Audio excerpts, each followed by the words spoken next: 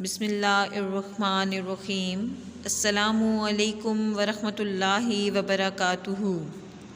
Dear students, blooming scholars academy کے plate form سے جماعت نہم کی مطالعہ پاکستان کے حوالے سے سبق نمبر 3 کا آغاز کرتے ہیں۔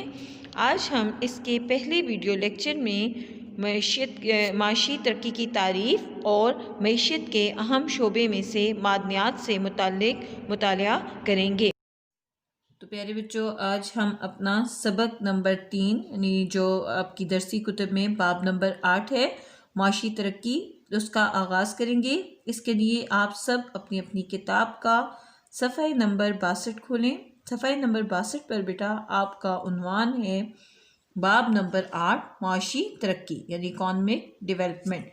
تو اکانومک ڈیولپمنٹ سے کیا مراد ہے بیٹا؟ اکانومک ڈیولپمنٹ سے مراد ہے اشیاء و خدمات کی پیداوار میں اضافہ، یعنی جب پسماندہ معیشت جو ہے وہ ترقی یافتہ معیشت کی طرف گامزن ہوتی ہے تو اسے معاشی ترقی کا نام دیا جاتا ہے۔ یعنی کوئی بھی ملک جو پسماندہ ہوتا ہے، اس کی جب پسماندہ معیشت ترقی یافتہ معیشت کی طرف گامزن ہوتی ہے تو اس کو ہم نام دیتے ہیں معاشی ترقی کا۔ مثال کے طور پہ بیٹا، جب بھی کوئی ملک معاشی لحاظ سے ترقی کرتا ہے، معاشی لحاظ سے آگے بڑھتا ہے، اپنی معیشت کو مضبوط بناتا ہے، اس کی اشیاء و خدمات میں پیداوار میں اضافہ ہوتا ہے، تو اس کو ہم نام دیتے ہیں معاشی ترقی، یعنی وہ ملک معاشی طور پر ترقی کرتا ہے۔ تو آج کا ہمارا جو ٹاپک ہے اس میں ہم سب سے پہلے معاشی ترقی کی تعریف پڑھیں گے۔ آپ کا یہ سبق جو ہے بیٹا معاشی ترقی، اس سبق کی پڑھائی سے آپ اس قابل ہوں گے، ایک تو آپ کو اس میں معاشی ترقی کے بارے میں پتہ چلے گا کہ معاشی ترقی سے کیا مراد ہے۔ اس کے علاوہ معیشت کے اہم شعبوں سے متعلق ہم پڑھیں گے کہ معیشت کے اہم شعبے کون کون سے ہیں، ان میں بیٹا معدنیات کے حوالے سے ہم جائزہ لیں گے۔ اس کے علاوہ پاکستان کی زرعی پیداوار کی صلاحیت، پاکستان میں جو معیشت کا اہم شعبہ ان کا زراعت ہے، اس کے کردار کا جائزہ لیں گے، اور اس کے ساتھ ساتھ پاکستان کی اہم نہروں، توانائی کے وسائل اور پاکستان کی بندرگاہوں کی اہمیت، اور اسی سلسلے میں ہونے والی معاشی ترقی کے حوالے سے غربت کی وجوہات اور اس کی خاتمے کے لیے اقدامات کا بھی ہم جائزہ لیں گے۔ اسمارٹ سلیبس کے حوالے سے ہم سب سے پہلے اپنے پہلے عنوان کا آغاز کرتے ہیں جو کہ معاشی ترقی کی تعریف سے متعلق ہے۔ تو پیارے بچوں، اس کے لیے آپ سب اپنی اپنی کتاب کا صفحہ نمبر 63 دیکھیں۔ صفحہ نمبر 63 پر بیٹا آپ کا عنوان ہے معاشی ترقی کی تعریف۔ پروفیسر آرتھر لیوس کے مطابق اشیاء و خدمات کی پیداوار میں اضافے کا نام معاشی ترقی ہے۔ یعنی اگر آپ سے معاشی ترقی کی تعریف پوچھی جائے تو آپ اس کے جواب میں لکھیں گے کہ اگر تو آپ سے پروفیسر آرتھر لیوس جو ہے انہی کے الفاظ میں پوچھا جائے تو آپ لکھیں گے پروفیسر آرتھر لیوس کے مطابق اشیاء و خدمات کی پیداوار میں اضافے کا نام معاشی ترقی ہے۔ یعنی جب بھی کوئی ملک جو ہے اپنی اشیاء و خدمات کی پیداوار میں اضافہ حاصل کرتا ہے تو اسے ہم کہتے ہیں کہ یہ ملک معاشی لحاظ سے ترقی کر رہا ہے۔ اس کے نتیجے میں بہتر زندگی گزارنے کے لیے معیشت میں بنیادی تبدیلیاں بھی لائی جاتی ہیں۔ مختصراً ہم معاشی ترقی کی تعریف یوں بھی کر سکتے ہیں بیٹا کہ کسی پسماندہ معیشت کا ترقی یافتہ معیشت کی طرف گامزن ہونا معاشی ترقی کہلاتا ہے۔ یعنی کوئی بھی ملک جو ویسے معیشت کے لحاظ سے پسماندہ ہو، جب وہ اس پسماندگی کو ختم کر کے اپنی معیشت کو، اپنی اشیاء و خدمات کی پیداوار میں اضافہ کرتا ہے، اپنی معیشت کو ترقی یافتہ معیشت کی طرف گامزن کرتا ہے تو پھر اس صورت میں ہم کہتے ہیں کہ یہ ملک معاشی لحاظ سے ترقی یافتہ ہے۔ اگر آپ سے معاشی ترقی کی تعریف پوچھی جائے گی تو آپ لکھیں گے کہ کسی پسماندہ معیشت کا ترقی یافتہ معیشت کی طرف گامزن ہونا معاشی ترقی کہلاتا ہے۔ پروفیسر آرتھر لیوس نے اس کی تعریف کچھ یوں کی ہے کہ اشیاء و خدمات کی پیداوار میں اضافے کا نام معاشی ترقی ہے۔ اس کے بعد بیٹا آپ کا عنوان ہے پاکستان میں معاشی ترقی کا اشرہ بہ اشرہ جائزہ۔ اسمارٹ سلیبس کے حوالے سے آپ کا یہ ٹاپک جو ہے وہ آپ کے شامل نصاب نہیں ہے، اس لیے ہم اس کی پڑھائی نہیں کریں گے، بلکہ ہم اس سے اگلا ٹاپک آپ کا شروع کریں گے جو کہ معیشت کے اہم شعبوں سے متعلق ہے۔ تو پیارے بچوں، اس کے لیے آپ سب اپنی اپنی کتاب کا صفحہ نمبر 68 دیکھیے۔ صفحہ نمبر 68 پر آپ کا عنوان ہے معیشت کے اہم شعبے۔ تو معیشت کے اہم شعبے یعنی امپورٹنٹ سیکٹرز آف اکانومی۔ تو معیشت کے اہم شعبے جو ہیں وہ کون کون سے ہیں؟ نمبر 1 ہے معدنیات، نمبر 2 زراعت اور نمبر 3 ہے صنعتیں۔ یعنی معدنیات، زراعت اور صنعتیں جو ہیں یہ تینوں معیشت کے اہم شعبے کہلاتے ہیں۔ پاکستان کی معیشت میں یہی تینوں شعبے اہم کردار ادا کرتے ہیں۔ ذیل میں ان کی تفصیل پیش کی گئی ہے۔ حصہ الف ہے آپ کا معدنیات۔ حصہ الف میں آج ہم معدنیات کا مطالعہ کریں گے۔ تو بیٹا جیسا کہ آپ جانتے ہیں کہ پاکستان میں معدنی وسائل کی ترقی کے لیے 1975 میں 1975 میں معدنی ترقیاتی کارپوریشن کا قیام عمل میں آیا اور معدنیات کو 2 گروپوں میں تقسیم کیا گیا۔ پہلے گروپ کو دھاتی معدنیات کا نام دیا گیا، جبکہ دوسرے گروپ کو غیر دھاتی معدنیات کا نام دیا گیا۔ یعنی معدنیات کے 2 گروپ ہیں، ایک ہے دھاتی معدنیات اور دوسری ہیں غیر دھاتی معدنیات۔ اب ہم ان دونوں کے حوالے سے دیکھتے ہیں کہ دھاتی معدنیات میں کون کون سی معدنیات شامل ہیں اور غیر دھاتی معدنیات میں کون کون سی معدنیات شامل ہیں۔ پاکستان میں دھاتی معدنیات میں لوہا، تانبا اور کرومائٹ وغیرہ شامل ہیں۔ یعنی دھاتی معدنیات میں کل 3 معدنیات ہیں پاکستان میں۔ نمبر 1 ہے لوہا، نمبر 2 تانبا اور نمبر 3 کرومائٹ۔ جبکہ غیر دھاتی معدنیات میں معدنی تیل، قدرتی گیس، خوردنی نمک، چونے کا پتھر، سنگ مرمر اور جپسم وغیرہ شامل ہیں۔ پاکستان کی ان معدنیات کی تفصیل ذیل میں دی گئی ہے۔ ہم اس حوالے سے سب سے پہلے بیٹا معدنی تیل کا مطالعہ کریں گے۔ دیکھیں، انسان کے لیے معدنی تیل اور اس سے تیار کردہ مصنوعات کی معاشی اہمیت صنعتوں میں استعمال ہونے والی تمام معدنیات سے بڑھ چکی ہے۔ یعنی انسان کے لیے آپ جانتے ہیں بیٹا کہ معدنی تیل اور اس سے تیار کردہ مصنوعات کی جو معاشی اہمیت ہے وہ صنعتوں میں استعمال ہونے والی تمام تر معدنیات میں سب سے زیادہ ہے۔ معدنی تیل کی اہم مصنوعات میں کیا کیا چیزیں شامل ہیں بیٹا؟ معدنی تیل کی اہم مصنوعات میں گیسولن، مٹی کا تیل، ڈیزل، موبلائل، موم اور کول تار وغیرہ شامل ہیں۔ پاکستان میں کول تار بیٹا آپ کے ذہن میں لفظ ہوگا کہ کول تار کسے کہتے ہیں۔ کول تار جس طرح سے بیٹا آپ نے عام طور پہ دیکھا ہوگا کہ لک جسے آپ کہتے ہیں، جو عام طور پہ جو آپ کی سڑکیں بنائی جاتی ہیں، سڑکوں پر بھی ڈالی جاتی ہے لک، اس کو کول تار کہا جاتا ہے۔ اردو میں اس کا نام ہے کول تار۔ کول تار وغیرہ یہ معدنی تیل کی اہم مصنوعات ہیں۔ پاکستان میں تیل صاف کرنے کے کارخانے موجود ہیں اور پاکستان میں oil and gas development corporation کے قیام کے بعد تیل کی تلاش میں کافی پیش رفت ہوئی ہے۔ یعنی جب oil and gas development corporation کا قیام عمل میں آیا تو تیل کی تلاش میں بہت زیادہ مدد ملی اور اس میں کافی ترقی بھی ہوئی۔ پاکستان میں سطح مرتفع پٹھوار کا علاقہ معدنی تیل کی پیداوار کا سب سے قدیم خطہ ہے۔ تو اگر آپ سے یہ سوال پوچھا جائے کہ بیٹا معدنی تیل کی پیداوار کا سب سے قدیم خطہ کون سا ہے، تو معدنی تیل کی پیداوار کا سب سے قدیم خطہ جو ہے وہ سطح مرتفع پٹھوار کا علاقہ ہے۔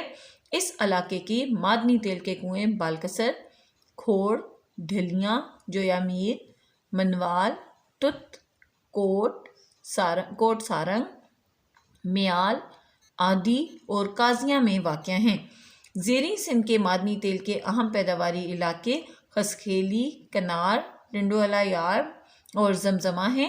یہ ذخائر ملکی تیل کی ضروریات کو پورا کرنے میں بھی اہم کردار ادا کر رہے ہیں۔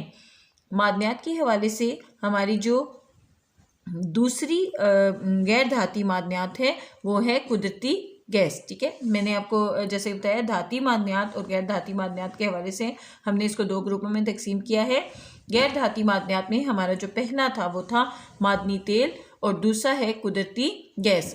پاکستان میں قدرتی گیس 1952 میں صوبہ بلوچستان میں سوئی کے مقام سے دریافت ہوئی۔ یعنی سب سے پہلے جو ہے قدرتی گیس کا جو ذخیرہ دریافت ہوا وہ صوبہ بلوچستان میں سوئی کے مقام پر دریافت ہوا۔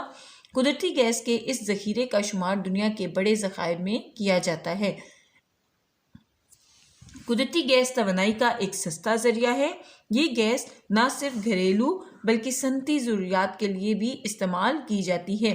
پاکستان میں اس وقت قدرتی گیس پائپ لائنز کے ذریعے ملک کے تقریباً تمام بڑے شہروں تک پہنچائی گئی ہے۔ جیسا کہ آپ جانتے ہیں کہ اس وقت بیٹا قدرتی گیس پائپ لائنز کے ذریعے ملک کے تقریباً تمام بڑے بڑے شہروں میں قدرتی گیس موجود ہے اور لوگ اس سے استفادہ اٹھا رہے ہیں۔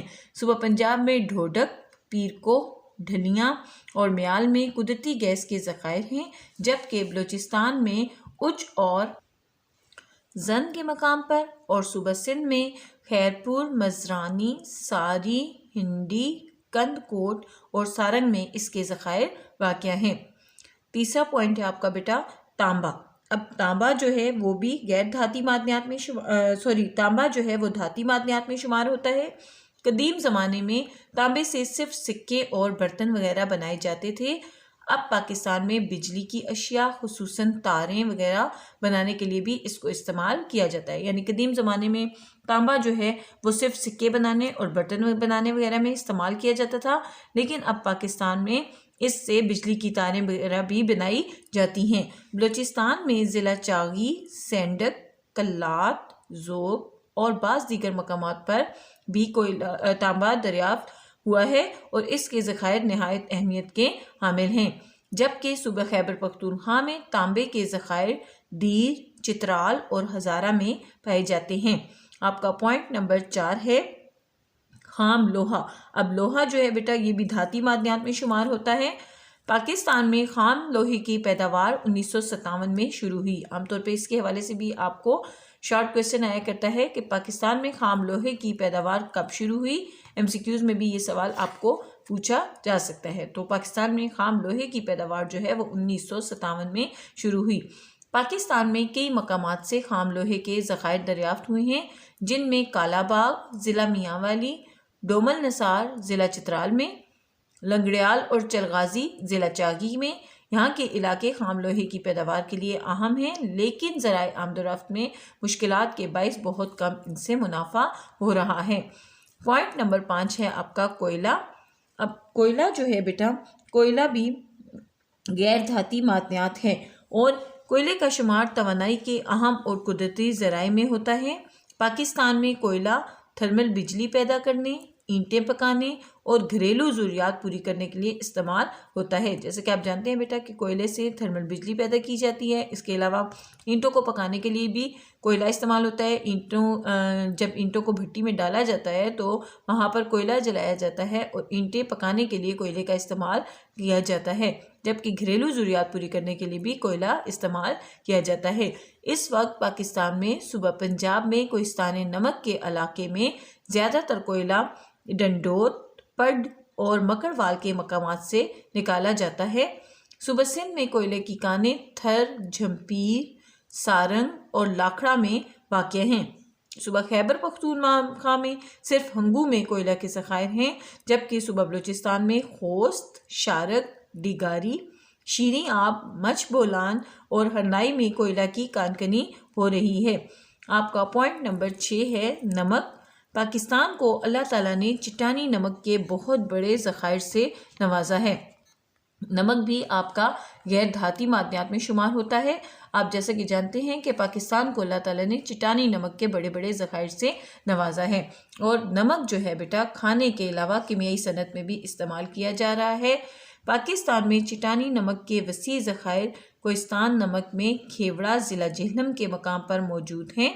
اس کے علاوہ کالا باغ ضلع میانوالی، واڑچھا ضلع خوشاب اور بہادر خیل ضلع کرک میں بھی نمک کے وسیع ذخائر موجود ہیں، جبکہ پاکستان کی صوبہ بلوچستان میں نسبیلا اور مکران کے ساحل کے قریب سے، جبکہ ماڑی پور کراچی سے بھی آبی نمک حاصل کیا جاتا ہے۔